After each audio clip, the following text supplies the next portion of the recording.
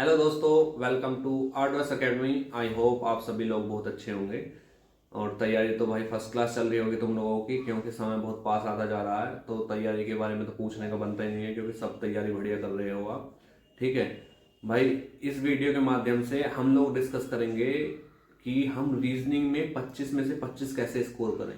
क्योंकि भाई नंबर 1 हो या 10 हो, रीजनिंग में हो, मैथ में हो, जीएस में हो, इम्पोर्टेंस तो बराबर प्ले करते हैं। ठीक है, तो फिर रीजनिंग को इतने हल्के में न लें जितना सभी एस्पिरेंट रीजनिंग को हल्के में ले लेते हैं, उसे बेचारे को समय ही नहीं देते। ठीक है, तो समय तो बराबर दें, क्योंकि 25 में से 25 तुम्हें रीजनिंग में मिला दें। उसकी स्ट्रेटजी मैं तुमसे डिस्कस करूंगा कि रीजनिंग में कैसे 25 में से 25 आप स्कोर कर सकते हैं। मैं ये नहीं कह रहा आपको 2-3 घंटे या 3-4 घंटे रीजनिंग पढ़नी है, नहीं। रीजनिंग पढ़नी जरूर है, 2-3 घंटे नहीं पढ़नी, लेकिन पढ़नी जरूर है। स्किप नहीं करनी, ऐसे नहीं छोड़नी हम तो लास्ट टाइम निकल लेंगे, नहीं, ऐसा बिल्कुल नहीं करना। उसके लिए बात सुन लो भाई मेरी कि रीजनिंग में हम क्या क्या करें। ठीक है, रीजनिंग का बेसिक तो आपका तैयार होगा ही। तो आप रीजनिंग का डेली एक मॉक टेस्ट लगाएं।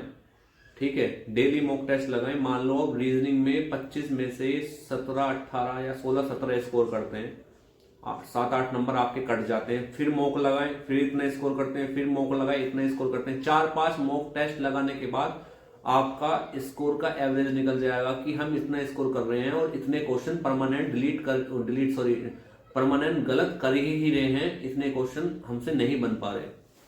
फिर जो आपने चार पांच मॉक टेस्ट लगाए हैं, उन क्वेश्चंस को देखो वो किस चैप्टर से क्वेश्चन है, समझे। वो जो आपका एक अनुमानित निकल जाएगा कि बार बार आप मॉक टेस्ट लगाने के बाद आप सीरीज के क्वेश्चन सही नहीं कर पा रहे, या फिर क्या बोलते हैं, स्टेटमेंट एंड एजम्पशन या स्टेटमेंट एंड कंक्लूजन के नहीं कर पा रहे, सिलोगिज्म सही नहीं कर पा रहे, या फिर एज के क्वेश्चन सही नहीं कर पा रहे। जब आप 4-5 मॉक टेस्ट दे लेंगे तो आप एक वो लगा लेंगे अनुमान कि भाई मैं इस चैप्टर से क्वेश्चन आता है ना, तो मैं सही नहीं कर पाता। तो जब 4-5 मॉक टेस्ट लगा लें तो उन चैप्टर्स के नाम लिख लें जहां से आप क्वेश्चन बना ही नहीं पा रहे, जो गलत कर रहे हैं। उसके बाद क्या करें, मान लो आप सिलोगिज्म का क्वेश्चन हर मॉक टेस्ट में गलत कर रहे हैं, इसका मतलब ये है कि आप सिलोगिज्म के क्वेश्चन नहीं बना पा रहे, आप सिलोगिज्म में वीक हैं। तो किसी अच्छे से टीचर्स को फॉलो करें, A to Z आप किसी भी टीचर को फॉलो कर सकते हैं। भाई मैं जो आपको रिकमेंड करूंगा, पीयूष वार्ष्णेय सर अच्छे हैं रीजनिंग में, तो आप उनसे पढ़ सकते हैं। बाकी जिससे भी तुम्हें समझ में आए, क्योंकि पढ़ाते सभी अच्छा है और सब सही पढ़ाते हैं, कोई ए को बी या बी को ए नहीं लिखता। तो जिससे आप रीजनिंग पढ़ते हैं पढ़ते रहें। मान लो आप सिलोगिज्म में अच्छा स्कोर नहीं कर रहे, बार बार गलत कर रहे हैं क्वेश्चन को, हर मॉक टेस्ट में सिलोगिज्म के क्वेश्चन को गलत कर रहे हैं, एज के क्वेश्चन को गलत कर रहे हैं, स्टेटमेंट एंड एजम्पशन के क्वेश्चन को गलत कर रहे हैं, और किसके क्वेश्चन को गलत कर रहे हैं, पजल के क्वेश्चन को गलत कर रहे हैं। तो 4-5 ये चैप्टर हैं जिनके क्वेश्चन आप सही नहीं बना पा रहे, तो किसी टीचर को लें, उससे सिलोगिज्म वाला चैप्टर कंप्लीट समझें कि किस किस टाइप के इसमें क्वेश्चन बनते हैं। जब आपका सिलोगिज्म का चैप्टर कंप्लीट हो जाए तो सिलोगिज्म के चैप्टर के ही बुक आती है, प्रीवियस क्वेश्चन की भी आती है, चैप्टर वाइज क्वेश्चन की भी आती है। तो सिलोगिज्म के चैप्टर के कम से कम 100 क्वेश्चन लगाएं, कम से कम 100 क्वेश्चन। 100 में मैं आपसे 100 बोल रहा हूं, तो 100 में 80 तो लगाओगे। तो जब आप 80 क्वेश्चन सिलोगिज्म के लगा लोगे तो उसमें हर टाइप का क्वेश्चन कवर हो जाएगा। जितने भी टाइप होते हैं ना सिलोगिज्म में, 80 क्वेश्चन लगाते ही वो हर टाइप कोई क्वेश्चन कवर कर लेगा। तो आपको हर टाइप के सिलोगिज्म के क्वेश्चन में महारत हासिल हो जाएगी। आप सिलोगिज्म का क्वेश्चन कभी भी गलत नहीं करेंगे। सेम कंसेप्ट होता है आपका स्टेटमेंट एंड एजम्पशन या स्टेटमेंट एंड कंक्लूजन वाला क्वेश्चन नहीं बन पा रहा, हमेशा गलत कर रहे हैं। तो जिस टीचर से पढ़ते हैं उस टीचर से उस चैप्टर को कंप्लीट अच्छे से समझें, नोट्स बनाएं, ठीक है, कंसेप्ट को क्लियर करें, फिर उस पर्टिकुलर चैप्टर के 100 के अप्रोक्स क्वेश्चन लगाएं। उसमें सभी टाइप के क्वेश्चन कवर हो जाते हैं, फिर तुम उस टाइप के क्वेश्चन भी कभी गलत नहीं करोगे। ये सबसे बेस्ट वे है अपना स्कोर इंप्रूव करने का, आइदर वो रीजनिंग हो, मैथ हो, या फिर कोई भी चैप्टर, कोई भी सब्जेक्ट हो। इससे आप महारत हासिल कर लेते हैं उस पर्टिकुलर सब्जेक्ट में और कभी गलत नहीं कर पाते। भाई सबसे सटीक, सबसे बेस्ट रणनीति यही है रीजनिंग में। बाकी तुम उन क्वेश्चन, उन चैप्टर को बार बार कर रहे हो कि जैसे कि वो होते हैं ना, ओड वन आउट हुए, मिसिंग नंबर हुए, इन क्वेश्चन को, जिन क्वेश्चन को तुमने हर टेस्ट में बनाया है, 5 मॉक टेस्ट दिए, हर टेस्ट में तुमने इन क्वेश्चंस को गलत नहीं किया, तो उन चैप्टर्स को टीचर से पढ़ने की जरूरत है क्या, जब तुम उसमें महारत हासिल कर चुके हो।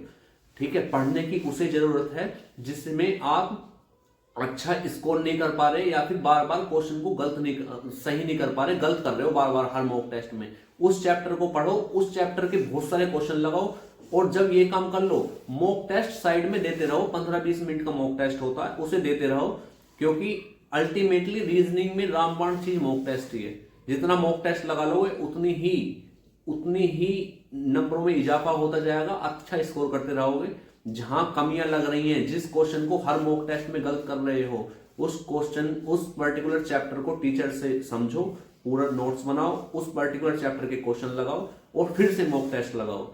एक दिन ऐसा आएगा, एक दिन क्या 1 से 1.5 महीने के अंदर स्पीड भी बढ़ेगी, 25 में से 25 नंबर भी आएंगे।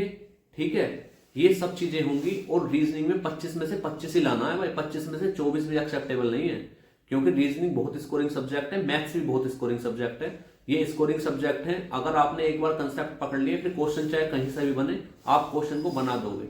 ठीक है, तो ये होनी चाहिए रीजनिंग की स्ट्रेटजी। बाकी चैनल को अपने दोस्तों के साथ भाई शेयर भी करो, मैं आपके लिए वीडियो बनाता हूं, मैं भी एफर्ट्स लगाता हूं, तो आप इतना तो मुझे रिवार्ड दे सकते हैं कि अपने चैनल को अपने सोशल मीडिया प्लेटफॉर्म पर शेयर करें, चैनल को सब्सक्राइब करवाएं।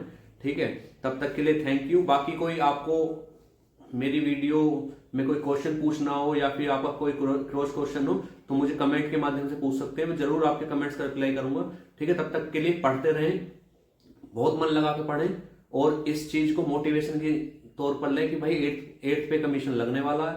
ठीक है, सैलरी तुम्हारी बढ़िया हो जाएगी, शादी बढ़िया होएगी। ठीक है, मजे आएंगे फुल, अपना फाइनेंशियली स्टेबल हो जाओगे। तो इस चीज को मोटिवेशन के तौर पर लें और बहुत पढ़ाई करें, मन लगाकर, सब कुछ सेक्रीफाइस करके, सिर्फ आपके दिमाग में सेंट्रल गवर्नमेंट में जॉब पाना हो, बाकी कोई चीज दूसरी दिमाग में चल ही नहीं रही हो। तब तक के लिए जय हिंद, जय Bharat, thank you so much.